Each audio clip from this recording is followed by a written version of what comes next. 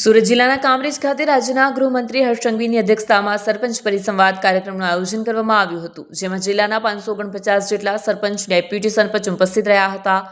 ગૃહમંત્રી હર્ષ સંઘવી દ્વારા સીધો સંવાદ કરવામાં આવ્યો. સરપંચ સાથેના સંવાદમાં તેમણે ગામની થતી સમસ્યા, લડાઈ ઝઘડામાં કોઈ ત્રીજો વ્યક્તિ આવીને ગામની શાંતિ ભંગ ન કરે અને ગામનું વાતાવરણ ન દોહળે તેવી વ્યક્તિઓને ઓળખી લેવાનું સૂચન કર્યું.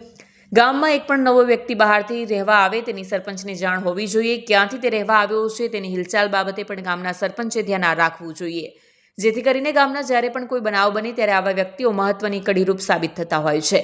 ગામમાં જો કોઈ દારૂના અડ્ડા, જુગારના અડ્ડા તેમજ ડ્રગ્સ જેવી કુટેવ સાથે સંકળાયેલ હોય તો તેમને કોઈ હેરાનગતિ નહીં કરાય, પરંતુ તેમનું કાઉન્સિલ સારી રીતે કરાય, જેથી કરીને દૂષણથી દૂર રહે તેવા માટે પ્રયાસ સરપંચ અને પોલીસ સાથે મળીને સમાજના હિતમાં કરવા સૂચન કર્યું હતું.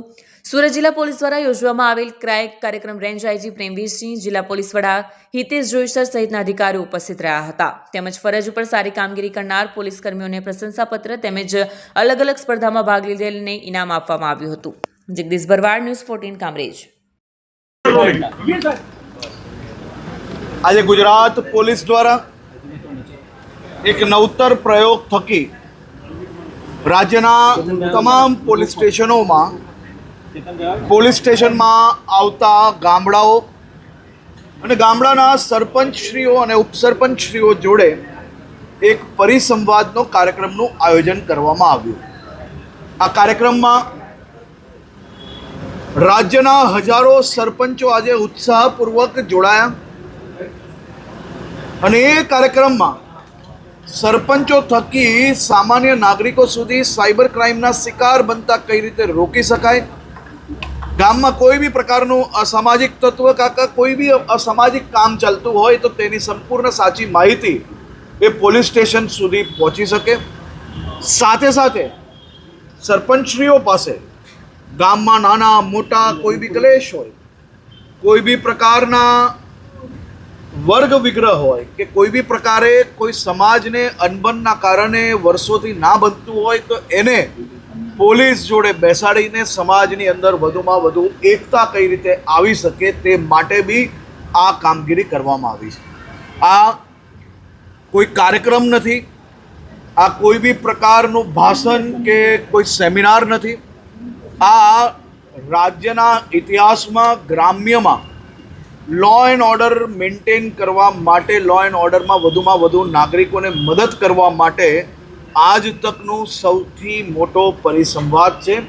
અને આ પરિસંવાદ એ શરૂઆત આજે થઈ, પરંતુ આવનારા દિવસોમાં દર મહિને, 2 મહિને અને 3 મહિને આવી રીતે અલગ અલગ પેટર્નથી આ સરપંચશ્રીઓ પોલીસ સ્ટેશનમાં પીઆઈ, ડીવાયએસપી જોડે ડાયરેક્ટ બેસશે, ત્યાંના નાના મોટા વિષયોની ચર્ચા કરશે, જેથી સરપંચશ્રી થકી ગામના પ્રશ્ન એ સીધા પોલીસ સ્ટેશન સુધી પહોંચી શકે અને વધુ ઝડપથી આ કામગીરી કરી શકાય તે માટેનો પ્રયાસ છે. અને એ જ પરિસંવાદના કાર્યક્રમમાં આજે હું ખૂબ મોટી સંખ્યામાં સરપંચોને મળ્યો. મુક્તપણે એમના જે કોઈ પ્રશ્ન હતા એ બી સાંભળ્યા છે. એનો નિકાલ કઈ રીતે આવી શકે તેનો બી અમે લોકોએ આવનારા દિવસોમાં વધુમાં વધુ કામગીરી કરશો. આભાર. Thank you sir. Rolling sir.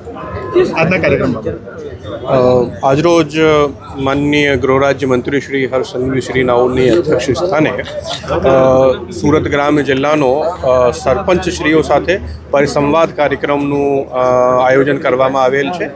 આમાં માનનીય ગૃહ રાજ્ય મંત્રી શ્રી હર્ષ સંઘવીજી ની પ્રેરક ઉપસ્થિતિ હતી અને આમાં સુરત ગ્રામ્ય વિસ્તારના તમામ ગામના સરપંચશ્રીઓ અને ઉપસરપંચશ્રીઓ હાજર રહ્યા.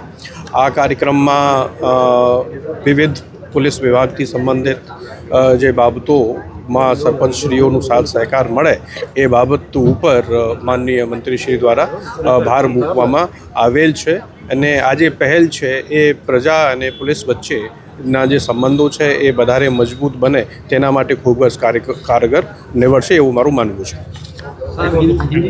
કલ્પનાબેન, આજે ગૃહમંત્રી સાથે પરિસંવાદ હતું સરપંચોનું, કેવું માર્ગદર્શન મળ્યું? નમસ્કાર, મારું નામ ચૌધરી કલ્પનાબેન નરેન્દ્રભાઈ છે, ગ્રામ પંચાયત કાછલ, તાલુકો મહુવા, જિલ્લો સુરત.